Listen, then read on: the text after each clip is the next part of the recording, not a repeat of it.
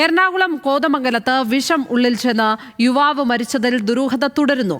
മാതിരപ്പള്ളി സ്വദേശി അൻസിൽ അലിയാറിന്റെ മരണത്തിൽ പെൺകുട്ടിക്കെതിരെ ആരോപണവുമായി യുവാവിന്റെ കുടുംബം.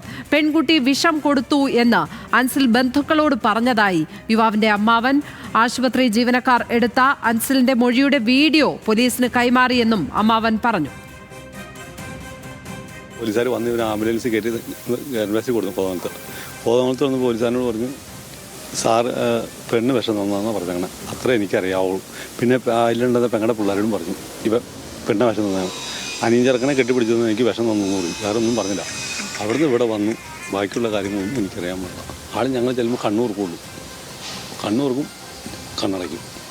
സംസാരിക്കാനുള്ളതില്ല. ഓസും ഇതൊക്കെ വായിക്കോടെ ഓസും ഇതൊക്കെ ഇട്ടാണ് ഒന്നും സംസാരിക്കാൻ പറ്റില്ല. അതേസമയം പെൺകുട്ടിക്കെതിരെ കൊലപാതക ശ്രമത്തിന് പോലീസ് കേസെടുത്തിരിക്കുകയാണ്. സൈഫുനിസ അലിയാർ ചേരുന്നു വിവരങ്ങളുമായി. സൈഫുനിസ, എന്താണ് സംഭവിച്ചത് എന്നാണ് മനസ്സിലാക്കുന്നത്? എപ്പോഴായിരുന്നു ഈ സംഭവം? ഏത് ദിവസമായിരുന്നു ഈ യുവാവ് കൊല്ലപ്പെട്ടത്? വിവരങ്ങൾ എന്തൊക്കെയാണ്?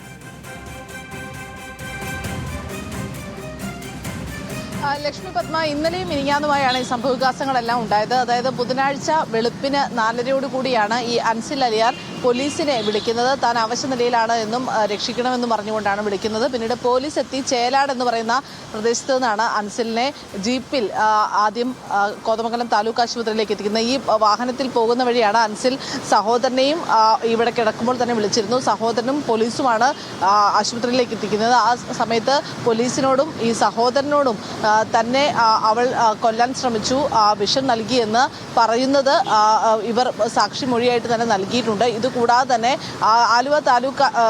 കോതമംഗലം താലൂക്ക് ആശുപത്രിയിൽ നിന്ന് ആലുവ രാജഗിരി ആശുപത്രിയിലേക്കാണ് ഈ അൻസിലിനെ പിന്നീട് കൊണ്ടുപോയത്.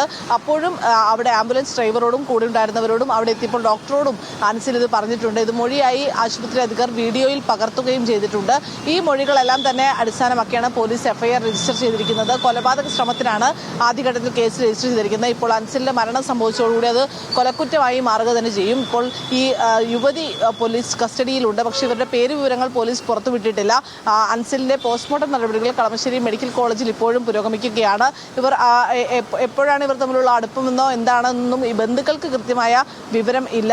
ഈ ബന്ധുവിന്റെ അടുത്ത് നിന്നാണ് ചൊവ്വാഴ്ച ഈ രാത്രി 1 മണിയോടുകൂടി അൻസിൽ പോയത്. പിന്നീട് ഈ യുവതി വിളിച്ചിട്ടാണ് പോയത് എന്നാണ് ഇപ്പോൾ അമ്മാവൻ പറയുന്നത്. അമ്മാവന്റെ അടുത്ത് നിന്നാണ് അന്ന് രാത്രി അൻസിൽ പോവുകയും ചെയ്തത്. പിന്നീടാണ് അവശനിലയിൽ കണ്ടെത്തുകയും ചെയ്തത്. ചേലാടുള്ള ഈ യുവതിയുടെ വീടിന്റെ മുറ്റത്ത് നിന്നാണ് ഇങ്ങനെ കണ്ടെത്തുകയും ചെയ്തത്. ഇവരുടെ കയ്യിലൊരു കുപ്പി ഉണ്ടായിരുന്നു. ഈ സ്ഥലം പരിശോധിച്ചപ്പോൾ ഈ കുപ്പിയും ഈ ബന്ധുക്കൾ പോലീസിനെ കൈമാറിയിട്ടുണ്ട്.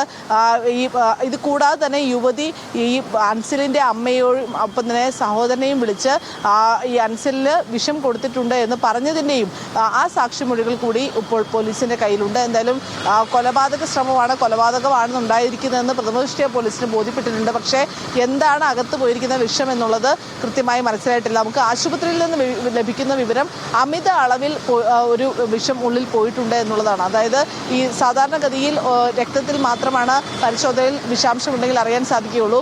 ഈ യൂറിനിലൊക്കെ വിഷാംശമുണ്ട് എങ്കിൽ മൂത്രത്തിലൊക്കെ അതിൻ്റെ അളവ് വരാൻ കുറച്ചുകൂടി സമയമെടുക്കും. പക്ഷേ അൻസിലിൻ്റേത് അത് കൂടിയ അളവിൽ തന്നെ ഈ യൂറിൻ പരിശോധിച്ചപ്പോഴും വിഷാംശമുണ്ട് എന്ന് കണ്ടെത്തിയിട്ടുണ്ട്.